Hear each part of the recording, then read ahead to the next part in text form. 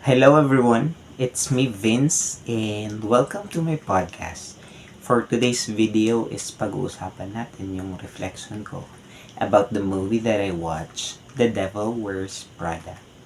And we will start on introduce the film and give the summary of the plot. The Devil Wears Prada is a 2006 comedy drama film that follows the journey of Andy Sachs, a recent college graduate who lands a dream job as the assistant to Miranda Priestley. The film explores the theme of ambition, self-discovery, and the life in fashion industry, and it reminds every one of us that success is not everything and that true happiness comes from staying true to yourself. Um, the next question here that provided is I need to highlight the main character in the material object or possessions that play a significant role in their life. Like for example, si Miranda, the formidable editor-in-chief of Runway magazine, embodies power and influence. Her life revolves in fashion industry. She wear luxurious bags, uh, clothes, and very high fashion dress, and that speak kung ano man ang merong katayuan siya sa buhay. And we can say na um, she is a very powerful woman in the movie. And the other one significant character in the movie was Andrea Sachs, or Andy. Andy, initially a single college graduate, undergoes a significant transformation throughout the film. Her lifestyle changes drastically as she herself in the fashion industry.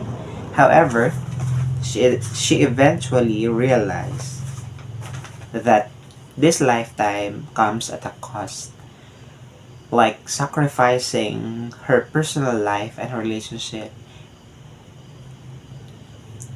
And if we really watch the movie, is we can say na upon achieving those dreams and in life is nawalan siya ng mga loved ones na malapit sa kanya dahil sa unting-unting pagbago ng uri ng pamumuhay na meron siya. Okay, let's proceed on the next question. The letter B. The material self-discussion. Ito yung question. Discuss the concept of the material self as it refers to the characters in the movie. How how do their possession or material goods reflect their identity, social status, and personal values? No? If I'm going to discuss to you kung ano man yung mga material possessions ng mga character there, and I want to share a statement about na napapatunay na kung ano man yung meron sila is that speak on how they are or how they possess in life. Ayon dito kay Belk, 1988, stated that we regard our possession as part of ourselves. We are what we have and what we possess. What we possess. Diba? Like, if we really watch the movie guys, is we can say na kung ano man ang pinapakita yung bawat character doon, ng the way sila manamit, and the way nila dalhin yung sarili nila, I mean, is that speak about their identity, their social status in life, kung ano yung mga nakasanayan nila gawin, di ba? And so next question is, sabi dito is, analyze how the characters use material things to define or express themselves. Are their material possessions a true reflection of who they are, or they use to project an image to others? Na ito na nga yung masasabi ko na upon analyze the character in the movie, kung ano man yung material things that they possess, is I can say na kung ano man yung meron tayong mga pagmamayari is pwede yun magbigay sa atin ng self-confidence, lalo na sa mga insecurities natin sa buhay.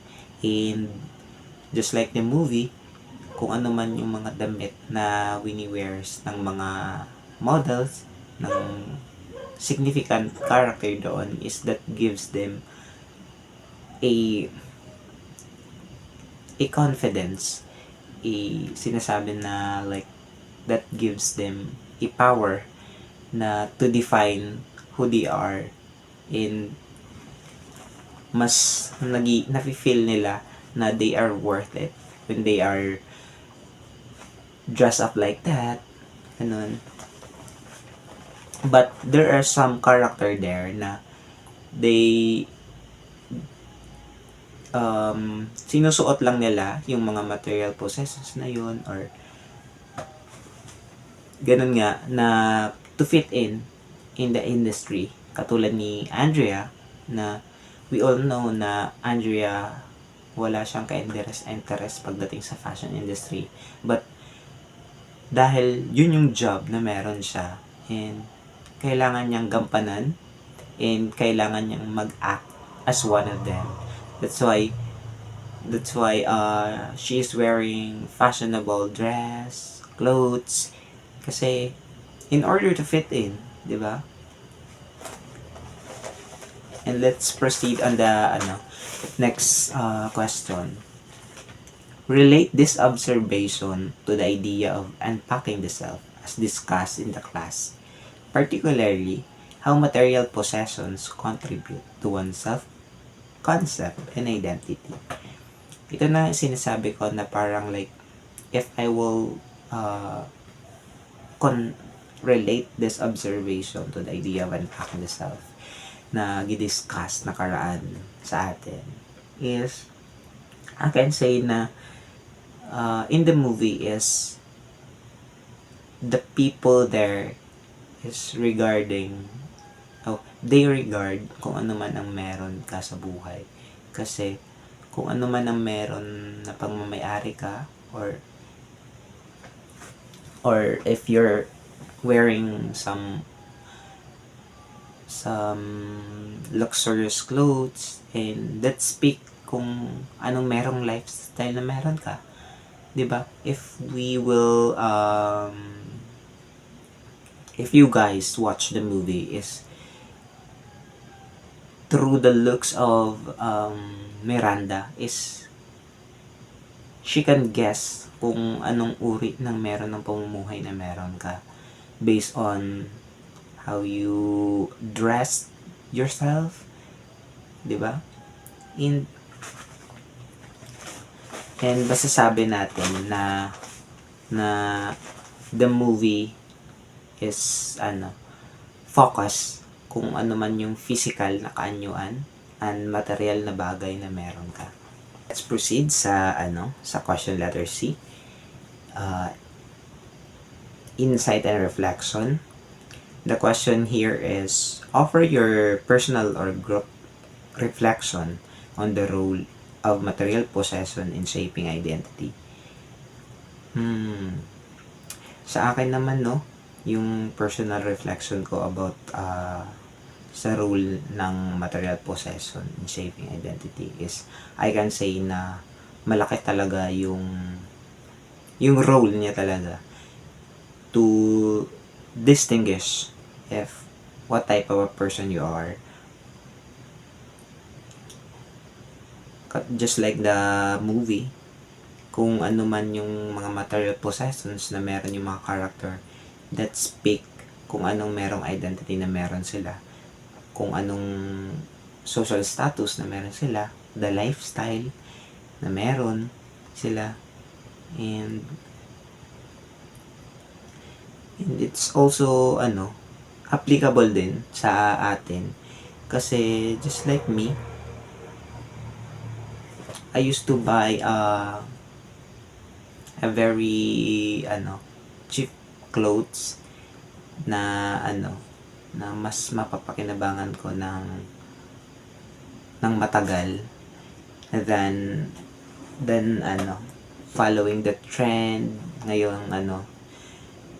This generation is, I can say na through my mindset is people will marirecognize ng iba na I am a practical person, and they can say na yun yung identity na meron ako, and yun yung lifestyle na meron ako based on how I dress myself, based on how I project myself to others. How do the character relationship with material goods evolve throughout the film? No, best example dito is si Andrea. Like, 'di ba, we all know na at first is wala talaga siyang interest sa fashion industry, but through the help of her co-worker is like mas nag-grow siya bilang isang individual, in turo din sa relationship niya sa material goods is nag-iba yung confidence na meron siya, and pero through that evolvement is marami siyang nakakilalang mga high valued profile na ng mga fashion designer, and nakapunta siya sa Paris, and she meet a lot of people na sa fashion industry, but isa sa mga nangyari doon is like nawalan siya ng boyfriend, ng friend, kasi wala siyang masyadong time na to spend more, kasi masyado siyang nakafocus sa work na meron siya. Yun. And the next question is, reflect on your own experience with material possessions. How do your possessions reflect your sense of self? Have they ever influenced your identity, or how others perceive you? So nga, ito, best example ito is if I want to reflect on my own experience. My personal experience. Simula ng bata ako. Siyempre nung bata tayo is like may mga thoughts na kapag yung person is merong ganitong material things, is we can say that sobrang yaman ng na yon, ng tao na yon. And example na lang is yung may kaklase ako na they have yung bag, yung may gulong na bag. And every time nakakita ako ng kaklase ko noon is nasasabi ko na siguro mayaman sila kasi they can buy those type of bags. And nung dati kasi sa mga may pera talaga yung nakakabili nun. And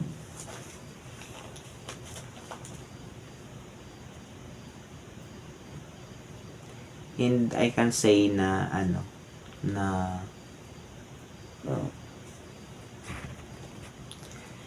yun nga guys, kaya simula nung na buy ko yung type ng bags na yun, is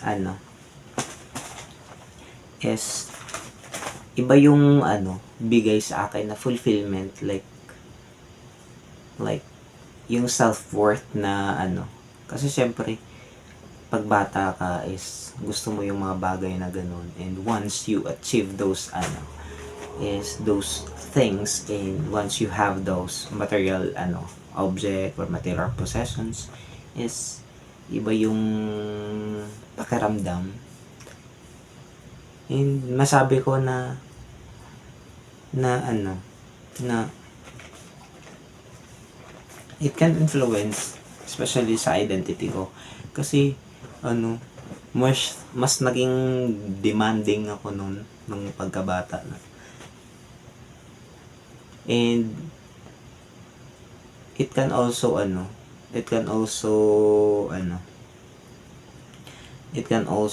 ganun din yung tingin ng tao, like pag nakikita nila ako is sabihin nila, ay grabe, kayaman talaga niya dahil may gulong-gulong na yung yung bag niya, without them knowing na na nakayanan lang pala na nabigay sa akin yun. Pero that's not actually totally speak kung anong merong social status na meron ako, but nakatanim siya sa mind ng tao na katulad nga ng sinabi ko kanina, na like if a person have that kind of material possession, is ganun kaagad yung pumapasok sa utak, like it already registered to their mind na ay ganito, siguro ganito yung lifestyle na meron siya, ganun.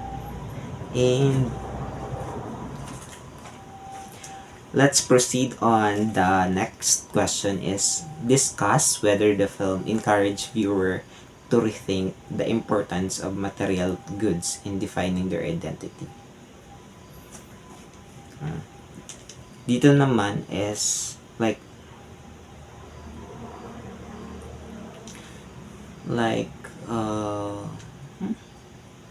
masabi ko ba na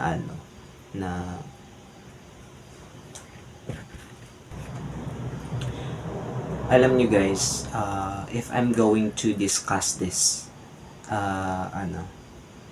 this film, whether it encourage viewers to rethink the importance of material goods in defining their identity, napag-isip-isip ko na like importante ba talaga yung mga material possessions na meron yung isang tao to define kung anong merong identity meron sila. Kasi for me is like, kahit sabihin natin na you have those luxurious material possessions, but it doesn't mean na ganon na yung identity na meron ka.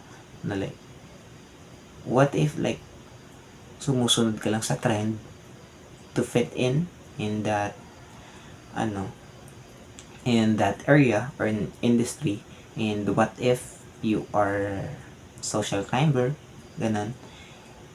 And yun, hindi talaga natin for me is hindi natin masasabi na like that's define kung anong merong identity na meron sila. Kasi kung ano man yung mga material goods or material possessions na meron yung isang tao, that is the external things ng self nila na nakikita ng ng naked eye ng bawat isa. Yun lang. And sabi ko na na hindi ako agree to this na importante talaga yung material goods para ma-define kung sino ka talaga at kung anong merong katayuan sa buhay, like lifestyle, ganun. Yun guys, let's proceed on the last question, conclusion and takeaways. Yung question dito is, summarize your key points in the main lesson about the material self that can be drawn from the film. No? If I'm going to summarize kung ano yung mga natutunan ko sa film is, I can say na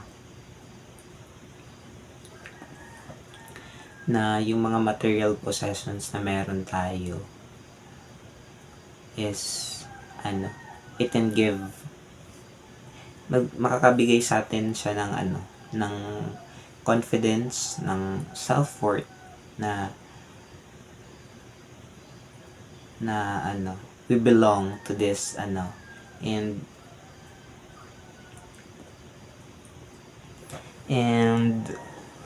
siguro yung yung mga main lesson na natutunan ko doon is like choose the path choose the path kung saan ka masaya at kung saan komportable ka gawin. Yung yung gusto mo talaga. Kasi sa movie na napanood ko, yung The Devil Wears Prada, it's like pinili niya yung job na yun is to pay rent, yun, para makabayan sa upa, ng mga bills, without realizing yung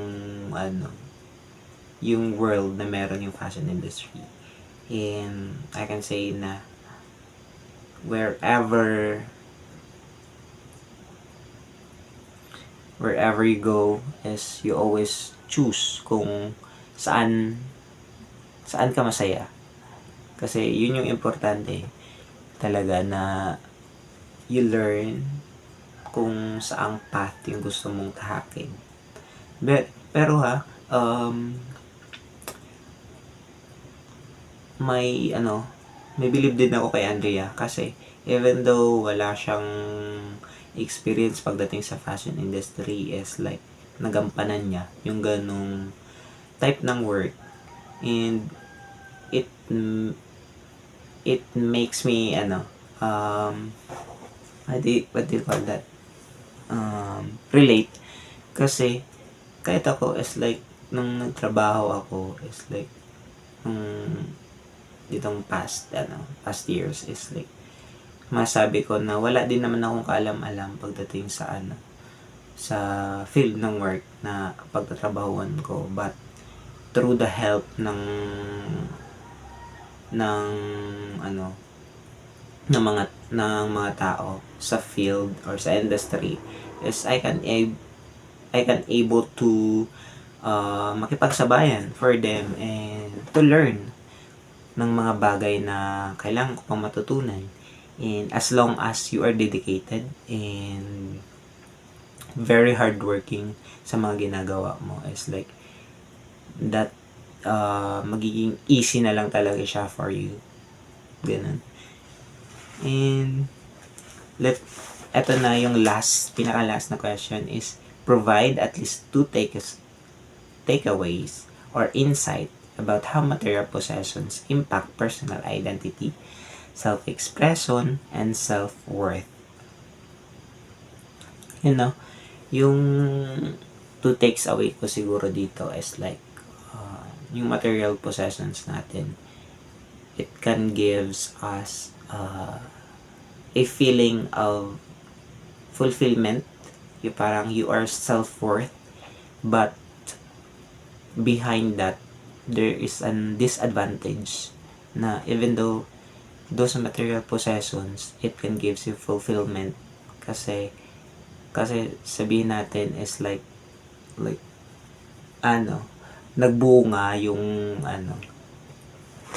yung pinaghirapan mo, that's why you rewarded yourself something na like material object, and it gives you satisfaction, but behind that is masyado tayong na-overshadowed ng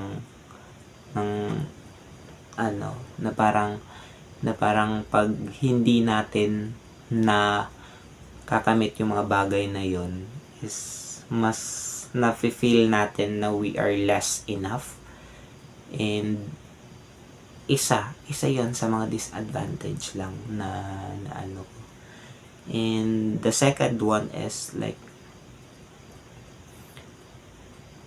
the material possessions that na meron tayo is like nalilimitahan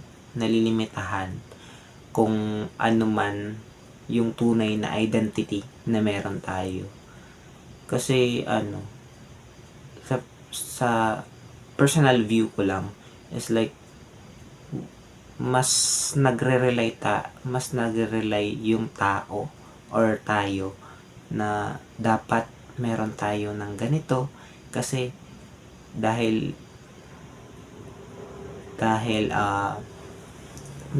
like for example kailangan mong mag-fit in sa isang bagay is dinidisregard natin yung true identity na meron tayo.